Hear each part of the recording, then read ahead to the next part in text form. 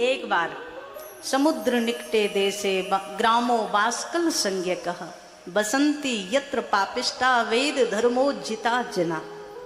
एक बार समुद्र के किनारे एक देश था वास्कल नाम का। यहाँ जितने लोग रहते थे अधिकांश लोग वेद धर्म रहित थे, धर्म रहित लोग ही रहते थे। यहीं एक ब्राह्मण रहता था, इसका नाम था बिंदुक। बिंदुक के जीवन में जैसे अभी अभी हमने बताया ना देवराज का जो जीवन था, ऐसा ही इसका जीवन। इसके घर में धर्म पत्नी थी। वो धर्म पत्नी जो जो स्त्री के लिए धर्म कहे गए हैं उन सब धर्मों का पालन करने वाली थी। लेकिन फिर भी बिंदुक अपनी सती स्त्री को, सती पत्नी को भी देखता ही नहीं था। बाहर जाकर के वैश्यों के संग में अपने जीवन को भ्रष्ट कर रहा था। श्री सूत जी महाराज दर्शन कराते हैं, स्त्रियः सर्वाश्च कुटिला स्वैरिण्य पाप लालसा। बड़े दिन व्यतीत तो हो गए। एक दिन की घटना, इसकी स्त्री ने सोचा घर में कि जिस पति की मैं पूजा करती हूँ, जिस पति की मैं आराधना करती हूँ, जिसके लिए व्रत करती हूँ, जिसके लिए नियम करती हूँ, वो पति एक बार मेरी ओर देखता ही नहीं। वैश्याओं के यहाँ जाकर के रहता है, महीने महीने लौटकर घर नहीं आता। तो एक बार इसका मन, इसकी बुद्धि भी भ्रमित हो गई। इसका नाम था चंचुला। इसने अपने मन में विचार किया कि जब पति मेरे विषय में सोचता नहीं तो मैं क्यों सोचूं। और इस भाव से इसने भी गलत लोगों का संग शुरू कर दिया। कुछ दिन व्यतीत तो हो गए। स्वपत्नीम चंचुलाम नाम हित्वा नित्य सुधर्मिणीम। जब वो अपनी पत्नी को, सुधर्मिणी पत्नी को छोड़ करके चला गया, कई दिनों तक घर लौट कर नहीं आया। जब लौट कर आया तो इसने देखा कि इसकी जो धर्म पत्नी थी वो भी किसी पर पुरुष के साथ रहने लगी। इस बात पर इसे बड़ा क्रोध आया। अच्छा, ये चीज समझ नहीं आती, खुद अधर्म करे तो सही और अगर कोई स्त्री अधर्म करे तो गलत। अरे पुरुष भी अधर्म करे तो गलत, स्त्री भी अधर्म करे तो गलत, है ना। इसमें स्त्री पुरुष का भेद नहीं है। लेकिन ये जब घर आया, इसने पत्नी को इस रूप में देखा। सा नारी ताड़ता भर्त्रा चंचुला स्वैरिणी खला। अपनी स्त्री को बड़ा मारा पीटा इसने, चंचुला को। उससे कहा कि तू ऐसा ऐसा गलत काम करती है। अच्छा, एक सहने की सीमा होती है, उस सीमा तक सहन किया जा सकता है गलत कर्म को। उसके बाद कभी ना कभी तो सामने वाला खड़ा होता है। तो आज इसकी पत्नी सामने खड़ी हो गई। बोले आप चाहो मुझे बिल्कुल खत्म कर दो, लेकिन मेरी बात का उत्तर दो। आज तक आपने जो अग्नि के 7 फेरे किए और जो आप मुझे विवाह करके लाए, तो पत्नी का कौन सा ऐसा धर्म जो पति को करना चाहिए और आपने किया हो? जब आपने मुझे किसी रूप में पत्नी स्वीकार ही नहीं किया, तो आज आपका अधिकार क्या है मुझसे कुछ कहने का? जब आज चंचुला ने ये शब्द कहे, अहम महारूपवती, मैं इतनी सुंदरी, आपके प्रति पूरी तरीके से समर्पित, आपके हर चीज में मैं ध्यान रखने वाली, लेकिन फिर भी आपने मेरी ओर ध्यान नहीं दिया। तो नव यौवन बेहवला कथम सहे काम दुखम तब संगम विनार्त धी। तो एक दिन मेरा भी मन किया कि अब इनको छोड़ करके मैं भी अपने उच्च श्रृंखल भाव से जहां मन करेगा वहां रहूंगी, जिसके साथ मन करेगा वहां रहूंगी। इसने बड़ा सोचा कि आज तक जो पत्नी एक उत्तर भी मेरे सामने नहीं देती थी, आज तो वो लड़ने को तैयार आ गई। इसने सोचा कि काम खराब ना हो जाए। अब पति तो था ही, बुद्धिहीन तो था ही। इसने कहा चलो ठीक है, तुम्हारी मर्जी हो, तुम जिसके साथ रहो, लेकिन मेरी एक शर्त है। क्या? तुम धन कमा करके लाओ, जिस पुरुष के साथ जाओ उससे धन लो और वो धन ला करके मुझे देना। अब देखो क्या खेल शुरू हुआ महाराज। वो अपनी पत्नी से गलत कर्म कराता है और उससे जो धन आता है उस धन को ले जा करके देता है वैश्याओं को, और वो खुद भी गलत और गलत कर्मों में फंसता चला गया। सूत जी महाराज कहते हैं, अथ विप्रह सकुमतिर विंदुगो वृषलीपति। बड़ा समय बीत गया, पत्नी भी अधर्म में, कुकर्म में लीन हो गई चंचुला, और विंदुक तो पहले से पापी था, अब उसे और ज्यादा धन मिलने लगा तो और ज्यादा पाप करने में लग गया। एक बात आपसे कहें, इस शरीर का धर्म क्या है?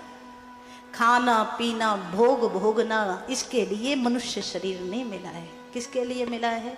साधन धाम मोक्ष कर द्वारा। साधनों का धाम है महाराज। कितने कितने जन्मों के बाद मनुष्य शरीर मिलता है, और उसके बाद ये मनुष्य शरीर ऐसे ही चला जाए विषय भोगों में, गलत कर्मों में, तो फिर 84 लाख योनियों की अग्नि में जलना पड़ेगा।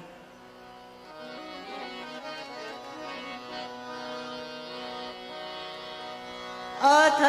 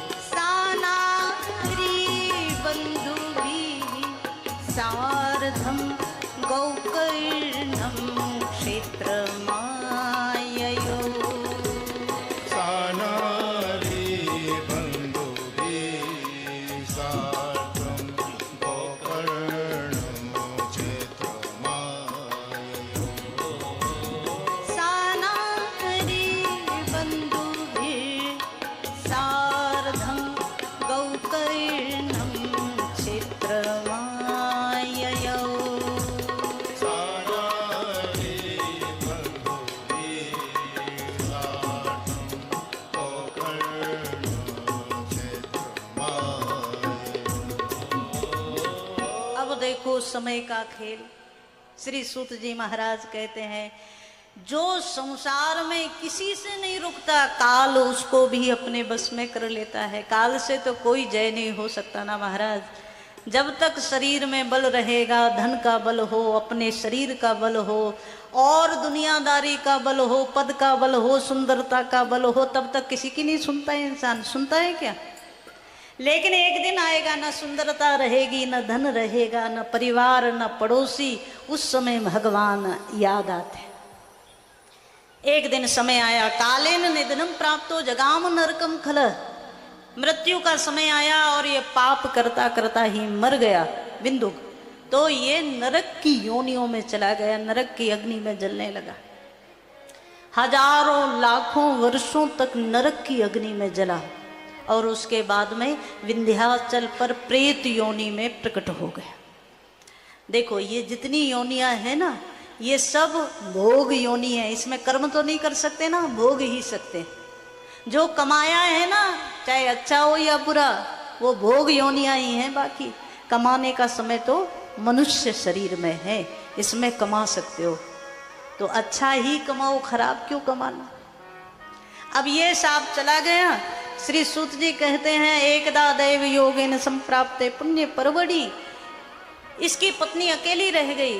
जब तक सुंदरता रही, कुछ पुरुषों के साथ रही, एक समय आया सुंदरता चली गई, शरीर बेकार होने लगा, तो सबने धक्का दे दिया कि जाओ, और तब दुखी रहने लगी। एक दिन कुछ अपने भाई बंधुओं के साथ ये गोकर्ण क्षेत्र में आई। यहाँ तीर्थ क्षेत्र में आकर के इसने सुंदर स्नान इत्यादि किया, और जैसे ही इसने देखा एक सुंदर शिवालय है, मंदिर है शंकर जी का, वहाँ प्रणाम किया। एक ब्राह्मण देवता शिव महापुराण की कथा सुना रहे थे, सावधानी से सुनना। ये वहीं जाकर के बैठ गई और उस दिन की कथा में शंकर जी की कुछ ऐसी इच्छा थी कि वो प्रसंग ही ऐसा आया कि जो स्त्री अपने पति से विद्रोह करके, धर्म से हीन हो करके कुकर्म करने लगती है, उस स्त्री को कौन कौन से नरक में जाना पड़ता है, क्या क्या उसे गति भोगनी पड़ती है, यही कथा में चल रहा था। सामने चंचला जब बैठी और चंचला ने जब सुना, इसके आंखों से अश्रु बहने लगे, शरीर रोमांचित होने लगा। इसने चरण पकड़ लिए ब्राह्मण देवता के, महाराज आपने आज की कथा में जो जो सुनाया वो सब मेरी ही कथा है। मैंने इतने पाप किए हैं, इतने अधर्म किए हैं, इतने कुकर्म किए हैं कि करोड़ों जन्मों तक भी मेरे उन पापों का समन नहीं हो सकता। ब्राह्मण देवता ने कहा तो क्या चाहते हो? इसने कहा कि महाराज मुझे पता ही नहीं है कि मैं करूं क्या। और इसने ब्राह्मण देवता के चरण पकड़ लिए। किम करोमि, क्या करूं? किम करोमि क्व गच्छामि कं वा शरणमाश्रये कस्त्रायते माम लोके अस्मिन् पतन्तीम नरकार्णवे। और ब्राह्मण देवता के चरणों में सिर रख दिया, महाराज मुझ नरक में गिरती हुई मुझ पापनी को आप ही बचा सकते हैं, मेरी रक्षा करिए। मुझे नहीं पता मुझे कहाँ जाना है, क्या करना है, मैंने जीवन भर पाप किए। ब्राह्मण देवता से कह दिया, त्वमेव मे गुरुर ब्रह्मस्, आप ही मेरे गुरु हैं, आप ही ने मुझे सही रास्ता दिखा। गुरु मतलब क्या? जो तुम्हें सही रास्ता दिखा दे वही तो गुरु है। जो तुम्हें अंधेरे से निकाल करके प्रकाश में ले जाए वो गुरु है। जो तुम्हें सद्मार्ग का रास्ता दिखा दे वो गुरु है। और जो कहे कि हम ही भगवान है, हमारी पूजा करो, तो गुरु कभी अपने आप को ईश्वर नहीं कहता, वो तुम्हें ईश्वर का रास्ता बताता है। हाँ, ये अलग बात है कि हमारे यहाँ कहा गया गुरुर ब्रह्मा गुरुर विष्णु गुरुर्देवो महेश्वरः गुरु साक्षात परब्रह्म तस्मै श्री गुरुवे नमः। गुरु ब्रह्मा विष्णु महेश से भी परम शक्ति है तो गुरु है, लेकिन वो किसके लिए? शिष्य के लिए गुरु ऐसा है। और कहीं गुरु जी कहने लगे कि हम ही ईश्वर हैं तो कहीं ना कहीं गड़बड़ है, समझ लेना। अब जैसे हमारे यहाँ सनातन में एक बात आई, पत्नी के लिए, स्त्री के लिए उसका पति ही परमेश्वर है, यही तो कहा गया। अब जितने ये पति देव बैठे हैं यहाँ से कथा से जाएं और जाकर के बढ़िया अलमारी में बैठ जाएं, हम ही परमेश्वर हैं, हमारी आरती करो, है ना। माताओं के लिए तो समस्या पैदा हो जाएगी। सुबह शाम अगरबत्ती लगाए घूम रही हैं कि ये परमेश्वर है। स्त्री के लिए पति परमेश्वर है, उसकी भावना में ऐसा हो कि यही मेरा सर्वस्व है, इस भाव से। और कहीं पति कहने लगे मैं ही परमेश्वर हूं तो गलत हो जाएगा। ऐसे ही शिष्य के लिए कहा गया कि शिष्य के लिए गुरु ही सर्वश्रेष्ठ है।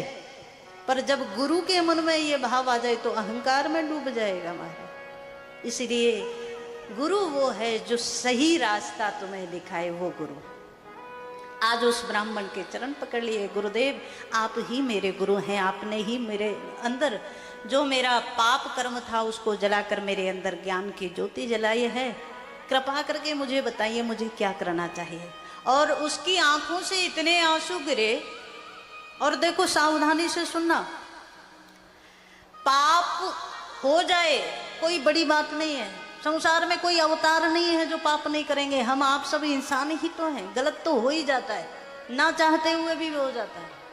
लेकिन जिस दिन तुम उस गलती का एहसास करके गुरु या अपने इष्ट के चरणों में आंसू बहा लो ना कि महाराज मुझसे भूल हो गई, ऐसी कृपा करना कि आगे ऐसी भूल ना हो। अपनी गलती को स्वीकार करके पश्चाताप कर लो, उसी दिन तुम्हारा पाप वहीं जल जाएगा। लेकिन वो बड़ा मुश्किल है। लोग गलत भी करते और मानते भी नहीं, स्वीकार भी नहीं करते, ये बड़ा गड़बड़।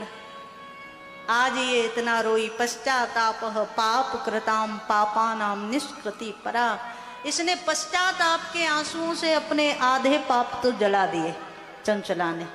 बाद में बैठ गई, कि गुरुदेव आप मुझे बताइए क्या करना चाहिए। गुरु ने कह दिया कि देवी मैं तो एक ही चीज जानता हूँ, कथया सिद्ध्यति ध्यान मनया गिरिजापते है। भगवान शंकर की कथा से ही सब सिद्ध हो जाएगा, क्योंकि भगवान शंकर जो है ना, शिव आशुतोष हैं और शंकर जी आशु शीघ्रम तुष्यति, जो अति शीघ्र संतुष्ट हो जाएं वो शिव हैं। तो आप भगवान शंकर की कथा को श्रवण करें। मैं केवल आपका कल्याण हो ये संकल्प लेकर के आपके लिए शिव महापुराण की पूर्ण कथा का श्रवण कराऊंगा। ब्राह्मण देवता ने कहा आपका कल्याण हो, इस भाव से शंकर जी से प्रार्थना करूंगा, आप भाव से श्रवण करिए। भक्ति ज्ञान वीरा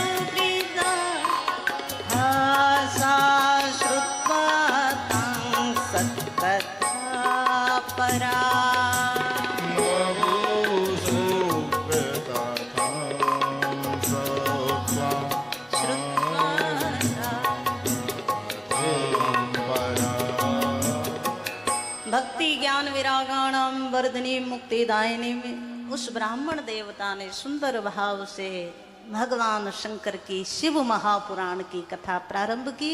संकल्प एक ही था, इसका कल्याण हो जाए। और एक बात कहें, परहित के भाव से जब आप कोई काम करते हो ना, परहित सरिसु धर्म नहीं भाई, परहित के समान दूसरा धर्म नहीं है। जब आप परहित के लिए काम करते हो, किसी दूसरे का अच्छा हो जाए इसके लिए प्रार्थना भी करते हो ना, उसका अच्छा हो ना हो, देखो बढ़िया बात आपको बताएं, आप किसी के लिए अच्छा मांगते हो भगवान से, उसका हो ना हो पता नहीं, पर आपका डबल अच्छा होगा, आपका दुगना अच्छा होगा। क्यों? आपने परहित के लिए शुभकामना की है, तो उसका भी पुण्य मिलेगा और आपने जो प्रार्थना की उसका भी पुण्य मिलेगा। तो आज बड़े सुंदर भाव से यहाँ कथा प्रारंभ हुई। सुंदर स्नान इत्यादि करके चंचला बैठ गई श्रोता बन करके। बड़े सुंदर भाव से चंचला के लिए ब्राह्मण देवता ने कथा कही। गत्वा तत्र महादेवं सादृश्य त्रिलोचनम। शिव कथा को सुनते सुनते सुनते सुनते उसके जीवन में इतना परिवर्तन आया, जटाएं धारण कर ली और बस शिव शिव शिव शिव का ही जाप करने लगी। और जीवन का बचा हुआ समय उस कथा के प्रभाव से केवल भगवान शंकर के नाम लेने में इसने बिता दिया। एक दिन समय आया मृत्यु का, जब काल उपस्थित हुए, यम के दूत आए, उस समय भगवान शंकर के दूतों ने यमदूतों को भगा दिया और इसे आज लेकर के भगवान शंकर के कैलाश पर दूत लेकर के आए। बोल शंकर भगवान की। जब ये आज आए, यहाँ इसने देखा अत्र तत्र समारूढ़ा महेशानुचरैर वरैः, और भगवान शंकर का इतना सुंदर दर्शन किया। बगल में पार्वती मैया बैठी हैं। गत्वा तत्र महादेवं साददर्श त्रिलोचनम। त्रिलोचन भगवान शंकर को देखा। सब देवता जिन महादेव की स्तुति कर रहे हैं। भगवती पार्वती ने दूर से आती हुई चंचला को देखा। चंचला ने प्रणाम किया। पार्वती जी ने इसको अपने बगल में बुलाया और पार्वती मैया ने पार्वत्या सा कृता प्रीत्या स्वसखी दिव्य रूपणी, भगवती पार्वती जी ने कह दिया शंकर जी से, आज से ये मेरी प्रिय सखी बन करके रहेगी। बोल पार्वती मैया की। वो चंचला जिसने अपना सब धर्म छोड़ दिया और पाप में प्रवृत्त हो गई थी, वही चंचला कैलाश पर स्वयं भगवती आद्या शक्ति भगवती भवानी पार्वती जी की सखी बन करके निवास कर रही है। बोलो शंकर भगवान की। लेकिन एक दिन का समय, अब ये तो आनंद से रह रही, शंकर जी के यहाँ क्या कमी है महाराज। एक दिन इसके मन में भाव आया कि मैं तो आनंद से रह रही हूँ, पर पता तो करूं मेरे पति देव कहाँ हैं। तो एक दिन भगवान शंकर और पार्वती जी बैठे थे, तो पार्वती जी के पास आकर के बैठी, प्रार्थना किया, प्रणाम किया, और प्रणाम करके पूछ लिया कि गिरजे स्कंद मातस्त्वं सेविता सर्वदा नरई। हे स्कंद माता, हे गणेश जी की प्रिय माता पार्वती जी, मैं आपसे कुछ पूछना चाहती हूँ। पार्वती जी ने कहा, तू मेरी प्रिय सखी है, निसंकोच भाव से पूछ ले। चंचला ने कहा कि माँ, बस मुझे एक ही चिंता लगी रहती है कि मेरे पतिदेव तो मुझसे भी ज्यादा महाअधम महापापी थे, तो मेरे पतिदेव का क्या हुआ ये मैं जानना चाहती हूँ। मम भरताधुना क्वास्ते नैव जानामि तद्गतिम, मैं उनकी गति नहीं जानती हूँ। भगवती पार्वती जी मुस्कुरा करके बोली, अरे उसके विषय में क्या बताऊं, वो तो इस समय विंध्याचल नामक एक पर्वत पर भयंकर प्रेत की योनि में प्रेत बन करके घूम रहा है। ना खाने को कुछ मिलता है, न पीने को कुछ मिलता है। जीवन में जो जो तुमने भोग भोगे हैं ना, फिर उसके बाद ऐसी ही योनि मिलनी है जिसमें कुछ नहीं मिलने वाला। वायु का ही भक्षण करके जहां तहां भूख से तड़पता रहता है, चीखता चिल्लाता रहता है, ऐसी योनि उसको मिली है। चंचला के नेत्रों से अश्रुधारा बह पड़ी, माँ के चरणों को पकड़ लिया। माँ, आप तो कृपामयी हैं, करुणामयी हैं। पार्वती मैया से कहा, मेरे पतिदेव का भी कल्याण हो जाए, ऐसी कृपा करना। और धन्य है ये देवियाँ। सच्चाई कहें, आप तो कभी कभी इन्हें डांट भी दो, आप कभी कभी इनको कुछ भी कह दो, पर ये फिर भी अपने परिवार और अपने पति के शुभ के लिए ही कामना करती हैं। यही सनातन की देवियां हैं, यही सनातन की ये माताएं हैं। वर्ष में कितने व्रत त्योहार ये लोग करती है ना। गणगौर का व्रत करेंगी किसके लिए, पति की लंबी उम्र हो जाए। करवा चौथ का व्रत करेंगी, पति की लंबी उम्र हो जाए, इसके लिए। संतान सप्तमी का व्रत करेंगी, संतान के लिए, शुभ मनाने के लिए। रक्षाबंधन का व्रत करेंगी, किसके लिए, भाई के लिए, शुभ हो जाए, इसके लिए। तो ये तो हमेशा से परिवार के शुभ के लिए और पति के शुभ के लिए इनका भाव रहा है। वो अलग बात है जो आज अपनी संस्कृति से कट गए ना, जो अपने सनातन से, सनातन के संस्कारों से दूर हो गए। उन घरों में आज विकृतियां आ गई, उन घरों में केवल मैं वो चालू हो गया। लेकिन आज भी जो परिवार सनातन से जुड़ा है, जो माताएं आज भी सनातन से जुड़ी हैं, सनातन के संस्कारों से जुड़ी हैं, वो तो आज भी सावित्री बनकर के पति के प्राण लाने की हिम्मत रखती हैं। इन माताओं का इतना बड़ा त्याग है महाराज। चंचला जो पार्वती जी की सखी बनकर के कैलाश पर रह रही, इसको क्या जरूरत थी। लेकिन इसने कहा, केनो पायन में भरता पापात्मा सा कुबुद्धिमान, मेरा कुबुद्धिमान वो मेरा पति किस उपाय से सदगतिम प्राप्नुयात देवी तद वदासु नमोस्तुते, वो सदगति को प्राप्त हो जाए, ऐसी कृपा कर दो। भगवती पार्वती ने कहा, देवी प्रत्युवाच प्रसन्नात्मा चंचलाम स्व सखीम चताम। पार्वती जी ने कहा, एक ही उपाय है। क्या? यदि वो भगवान शंकर की कथा को भाव से सुन ले तो उसका भी कल्याण हो जाएगा। जिस शिव महापुराण की कथा से तुम्हारा कल्याण हुआ, तत्कथा श्रवणम भरतुहु सर्व पाप विशुद्धये। जैसे आग होती है ना, अग्नि होती है, आग में आप कुछ डाल दो वो जल जाएगा, भस्म हो जाए। अग्नि का प्रभाव है, वो सब भस्म कर देती है। ऐसे ही इन कथाओं का भी प्रभाव है, वो तुम्हारे जन्म जन्मांतर के पापों को भस्म कर देते हैं। बोल शंकर भगवान की जय। आज भगवती पार्वती ने कहा, यदि वो कथा सुने तो उसका भी कल्याण हो जाए। पार्वती मैया के चरणों में गिर पड़ी। आज चंचला रोती हुई बोल पड़ी, माँ आपने इतनी कृपा कर दी तो एक कृपा और कर दो। क्या? मुझे तो पता ही नहीं कि वो कहाँ है, कहाँ प्रेत बने घूम रहे, मैं कहाँ ढूंढूंगी, किससे कथा सुनाऊंगी। आप ऐसी कृपा कर दो, कोई कथावाचक और भेज दो जो उसको जाकर के कथा सुना दे। देखो ना माताएं कितनी करुणामयी। पार्वती जी ने एक गंधर्व हैं तुम्बरु नाम के, जैसे नारद जी को आपने देखा होगा ना बीड़ा बजाते हुए नारद जी भगवान का नाम गाते हैं, ऐसे ही तुम्बरु एक गंधर्व है। तो उन गंधर्व को बुलाया तुम्बरु को और कह दिया जाओ विंध्याचल पर जो प्रेत योनि में भटक रहा है विंदु, उसको जाकर के भगवान शंकर की कथा सुनाओ। और तब सुंदर दर्शन आया। हे तुम्बरु शिव प्रोहित मम मानस कारक सहानया विंध्य शैलम भद्रम ते गच्छ सत्वर। आप अति शीघ्र जाओ। चंचुला ने कहा माता जी अगर आदेश हो तो मैं भी इनके साथ चली जाऊं, कहीं ये पहचान ना पाए, मैं तो उन्हें प्रेत में भी पहचान लूंगी कि यही मेरे पति देव है ना। माताएं तो सोते सोते में पहचान लें। तो चंचुला ने कहा कि कहीं ये ना पहचान पाए तो मैं बता दूंगी कि यही है। तो चंचुला भी साथ में आई। श्री सूत जी महाराज सुंदर भाव से दर्शन करा रहे हैं। यहाँ जैसे ही एक विशाल पिशाच को देखा, बड़ी कोशिश की कथा सुनाने की उसको, लेकिन उसका तो वायु का शरीर था। जैसे ही तुम्बरु कथा प्रारंभ करे, मंगलाचरण करे, वो यहाँ से उड़ करके वहां चला जाए, वहां से उड़ करके और कहीं चला जाए। अब उसका तो वायु का शरीर है, जैसे हमारा स्थूल है ऐसा नहीं होता प्रेतों का। तो वायु जैसे बह रहा है, वायु जैसे चल रहा है, ऐसे ही ये चलने लगा।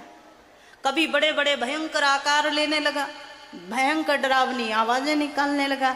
तब तुम्बरु ने भगवान शंकर के मंत्र से अभिमंत्रित करके जल छोड़ा, और जैसे ही जल छोड़ा तो इसके चारों ओर एक कवच बन गया और उसके बीच में ये बैठ गया। अब कहीं उड़ नहीं पा रहा है। तो जब ये बैठ गया तो आज फिर तुम्बरु ने बड़े सुंदर भाव से भगवान की कथा का श्रवण कराया। सा पिशाचो महापुण्यम श्रुत्वा शिव पुराणकम्। पिशाचो महापुण्यम श्रुत्वा शिव पुराणकम्। विधूय कलुषं सर्वं जहौ पैशाचिकं बपू। विधूय कलुषं सर्वं जहौ पैशाचिकं बपू। विधूय कलुषं सर्वं जहौ पैशाचिकं बपू। विधूय कलुषं सर्वं जहौ पैशाचिकं बपू। बड़े सुंदर भाव से सूत जी महाराज शौनक इत्यादि महात्माओं को श्रवण करा रहे हैं। स पिशाचो महापुण्यम श्रुत्वा शिव पुराणकम। भयानक उस पिशाच ने, उसका कोई ऐसा पुण्य जाग गया कि उसकी पत्नी को माध्यम बना करके भगवान शंकर ने इसको शिव पुराण की कथा श्रवण कराई। तुम्बरु ने जैसे ही शंकर जी की कथा कही, एक एक दिन करके इसके पाप, मानो पापों के बड़े बड़े पहाड़ भी जलने लगे। और जब जैसे ही सप्तम दिवस हुआ, कथा पूर्णता को प्राप्त हुई। दिव्य रूपो बभूवासो गौरवर्णः सितांशुकः। उसी समय प्रेत शरीर को छोड़ करके ये दिव्य देह में प्रकट हो गया। और जैसे ही दिव्य स्वरूप में प्रकट हो गया तो इसका स्वरूप कैसा है? सर्वालंकार दीप्तांग स्त्री नेत्र चंद्रशेखर। जैसे मानो दूसरे शंकर ही प्रकट हो गए हो, ऐसा उसका दिव्य स्वरूप हो गया। बोल शंकर भगवान। तीन नेत्र वाला पंचानन स्वरूप लेकर के भगवान शंकर का ही रूप इसने धारण कर लिया। जब इस स्वरूप को देखा तो चंचला ने अपने पति को प्रणाम किया। उसी समय विमान प्रकट हुआ और चंचला तुम्बरू के साथ साथ बिंदुक को भी उसमें बिठाया गया और सब कैलाश पर आए। और जब कैलाश पर आए तो यहाँ दिव्य भाव से बैठे हुए भगवान शंकर का दर्शन किया। आज बिंदुक और चंचला ने प्रणाम किया और भगवान शंकर का कैसा स्वरूप है। सुसत्कृतो महेशेन पार्वत्या च स बिंदुगः स्वगणश्च कृतः प्रीत्या सा भवद गिरिजा सखी। अच्छा, यहाँ जब आकर के प्रणाम किया तो पार्वती जी ने तो पहले ही उसे सखी बना लिया चंचला को। अब बिंदुक ने आकर के प्रणाम किया और अपने सब पापों से रहित होकर के जब शंकर जी के चरणों में ये झुका तो भगवान शंकर इतने प्रसन्न हुए। शंकर जी बोले पार्वती जी से, देवी आपने चंचला को सखी बनाया है, हम इसे अपना गण बना रहे हैं। और भगवान शंकर ने इसे स्वीकार कर लिया। यही तो भगवान शंकर की लीला है।